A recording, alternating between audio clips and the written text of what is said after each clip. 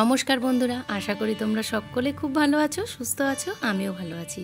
প্রতিদিনের মতন আজকে একটা দারুণ স্বাদের রেসিপি নিয়ে হাজির হয়ে গেছি। আজকের রেসিপি হলো টক ডাল, কাঁচা আম দিয়ে টক ডাল। কাঁচা আম দিয়ে এই টক ডাল কিন্তু যদি হয় গরম ভাতের পাতে কিন্তু পুরো ভাতটাই একদম ভ্যানিশ। তো আজকের এই টক ডালটা একদম সহজ উপায়ে কম সময় কিভাবে বানিয়ে নিচ্ছি সেটাই আজকে তোমাদের সাথে শেয়ার করব। আজকে আমি এই টক ডালের রেসিপিটি তৈরি করছি মুসুরির ডাল দিয়ে। আমার চ্যানেলে অলরেডি কিন্তু মটর ডাল দিয়ে টক ডালের রেসিপি রয়েছে, পারলে তোমরা একবার চেক করে নিতে পারো। আমি ডেসক্রিপশন বক্সে লিঙ্কটা দিয়ে দেবো। আমি এখানে 1 কাপ মতন মুসুরির ডাল নিয়েছি। সেই ডালটাকে খুব ভালোভাবে কিন্তু ধুয়ে নিতে হবে। বাজার থেকে আনা যে ডালটা থাকে তাতে কিন্তু প্রচুর পরিমাণ নোংরা থাকে, যে কারণে কিন্তু একটু বারবার ধুয়ে নিলেই ভালো হয়। মটর ডাল দিয়ে টক ডালও কিন্তু ভীষণ সুস্বাদু হয়, আর মসুরির ডালের টক ডালও কিন্তু ভীষণ সুস্বাদু হয়। কাঁচা আম শেষ না হতেই কিন্তু তোমরা একবার চটপট করে এইরকম সহজ উপায়ে একটু মসুরির ডাল দিয়ে টক ডাল বানিয়ে নাও। এখন আমি একটা পাত্রে জল নিয়ে নিয়েছি এবং জলটা ফুটে যাওয়ার পরে তারপরে আমি মুসুরির ডালটা দিয়ে দিয়েছি। আজকে আমার ডালটা সেদ্ধ হতে খুব একটা বেশি সময় লাগবে না, কারণ ডালটা আগে থেকে যেহেতু ধুয়ে জল ঝরিয়ে রেখেছিলাম, বেশ অনেকখানি পরিমাণে কিন্তু ভিজে গেছে। তারপরে ডালটা আমি ওই পাত্রে দিয়ে তাতে দিয়ে দিয়েছি বেশ কিছুটা নুন, আর দিয়েছি সামান্য হলুদ। নুন দেওয়ার আগেই বেশ অনেকগুলো ফেনা উঠেছিল, সেটা কিন্তু ফেলে দিতে হবে। আর এখন আমি দিয়ে দিলাম 3 থেকে 4টে কাঁচা লঙ্কা। কাঁচা লঙ্কাটা আমি কেটে এরকমভাবে ডালের মধ্যে দিলে বেশি ভালো লাগে, তার সুন্দর যে গন্ধ সেটা কিন্তু ডালের মধ্যে খুব সুন্দরভাবে মিশে যায়। ডাল আমার পুরোপুরি সেদ্ধ হয়ে গেছে।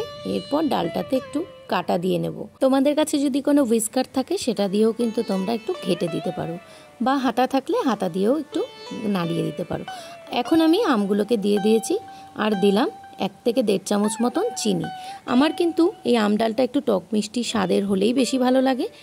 তো এখন দেখতেই পাচ্ছ এখানে ডালটা কিন্তু আমার পুরোপুরি কমপ্লিট। আর একটু টকের জন্য আমি আবার আমটাকে একটু হাতা দিয়ে গলিয়ে দিচ্ছি, কারণ আমের যে টকের পরিমাণটা সেটা একটু কমই ছিল। এবার চলে আসি ফোড়নের জন্য এখানে আমি দিয়ে দিয়েছি 1.5 চামচ মতন তেল, আর দিয়ে দিয়েছি 2 থেকে 3টে শুকনো লঙ্কা।